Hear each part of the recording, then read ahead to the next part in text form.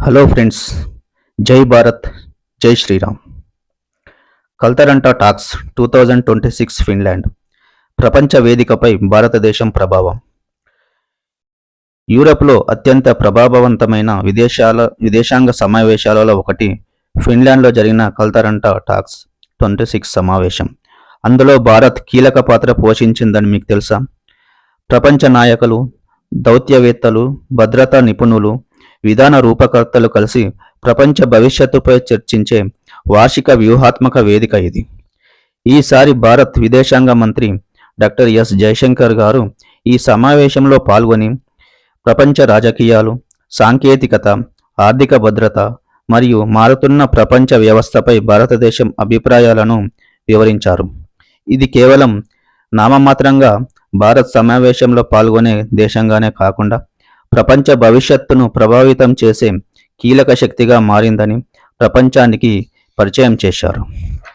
ఈ కల్తరంట టాక్స్ అనేది ఫిన్లాండ్లో జరిగే అత్యంత ప్రతిష్టాత్మక విదేశాంగ మరియు భద్రతా విధాన సమావేశం. ఫిన్లాండ్ ప్రెసిడెంట్ వేసవి విడిది నివాసమైన కల్తరంటాలో అందమైన నాంటాలి నగరంలో ప్రతి సంవత్సరం ఈ సమావేశం నిర్వహించబడుతుంది.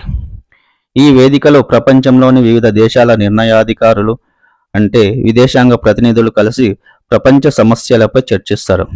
ఇది రాజకీయ సమావేశాల మాదిరిగా ప్రభుత్వ ప్రతినిధులలో మాత్రమే కాకుండా వ్యాపారవేత్తలు, రక్షణ నిపుణులు, సాంకేతిక నిపుణులు, పరిశోధకులు, మీడియా ప్రతినిధులు పాల్గొంటారు.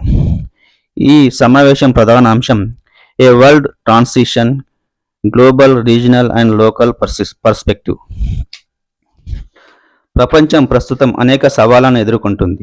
యుద్ధాలు, రాజకీయ ఉద్రిక్తతలు, వాణిజ్య అంతరాలు, పెరుగుతున్న ఇంధన ధరలు, సైబర్ ముప్పులు మరియు ఆధునిక సాంకేతిక రంగాల్లో తీవ్రమైన పోటీ.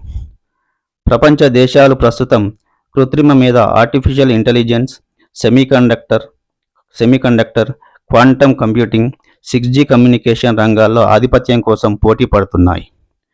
ప్రపంచం ఇప్పుడు ఒక దేశ ఆధిపత్యం నుండి బయటపడి అనేక శక్తివంతమైన దేశాలు కలిసి ప్రపంచాన్ని ప్రభావితం చేసే మల్టీపోలార్ వరల్డ్ వైపు వెళ్తుంది. అటువంటి ప్రధాన దేశాలలో భారత్ ఒకటిగా ఎదుగుతుంది.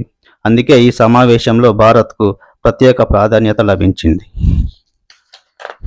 ఈ సమావేశంలో జయశంకర్ గారు చెప్పిన ముఖ్యమైన విషయాలు: ఒకటి, ప్రపంచంలో జరుగుతున్న యుద్ధాలు ప్రతి దేశ ఆర్థిక వ్యవస్థపై ప్రభావం చూపుతున్నాయని, సమస్యల పరిష్కారానికి దౌత్యం మరియు చర్చలే సరైన మార్గమని చెప్పారు.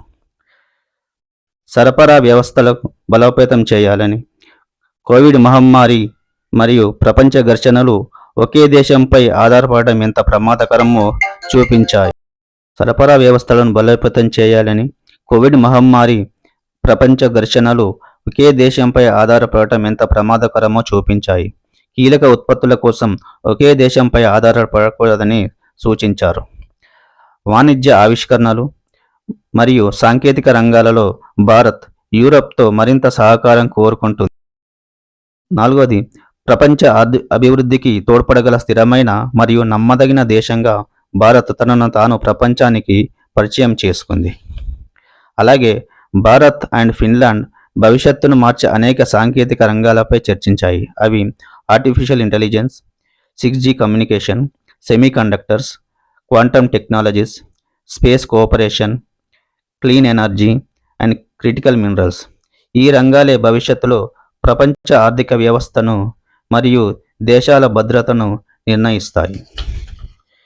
ఈ సమావేశానికి సంబంధించి కొన్ని ఆసక్తికర విషయాలు: ఒకటి, ఫిన్లాండ్ పాపులేషన్ కేవలం 56 లక్షలు మాత్రమే అయినప్పటికీ యూరప్లో అత్యంత గౌరవప్రదమైన వ్యూహాత్మకమైన ఒక సమావేశాన్ని ఈ దేశం నిర్వహిస్తుంది.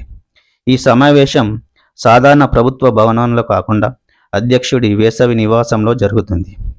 ప్రపంచ భవిష్యత్తుపై చర్చించడానికి భారత్ని ప్రత్యేకంగా ఆహ్వానించారు. ఏఐ, సెమీకండక్టర్స్, 6G కమ్యూనికేషన్, సాంకేతిక భద్రతా అంశాలు ప్రాధాన్యత సంతరించుకున్నాయి.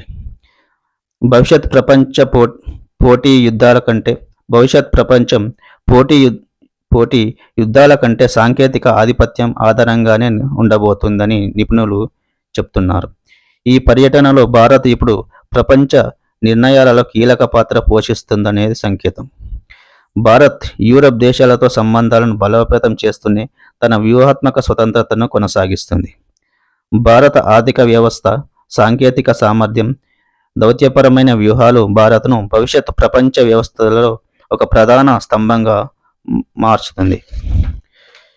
ఫైనల్గా ఈ కల్తరంటా టాక్స్ 2026 సాధారణ సమావేశం కాదు, ఒక ప్రపంచ భవిష్యత్తును మార్చే వేదిక. ఈ సమావేశం ఒక స్పష్టమైన సందేశాన్ని ఇచ్చింది. అది భవిష్యత్ ప్రపంచ సహకారం, ఆవిష్కరణలు, నమ్మకమైన భాగస్వామ్యాలతో నిర్మించబడుతుంది. ఆ భవిష్యత్తుకు నాయకత్వం వహించే దేశాలలో భారత్ ఒకటి కావాలని లక్ష్యంగా పెట్టుకుంది. ఈ కంటెంట్ మీకు నచ్చినట్టయితే లైక్ చేయండి, షేర్ చేయండి, సబ్స్క్రైబ్ చేయండి. ధన్యవాదాలు.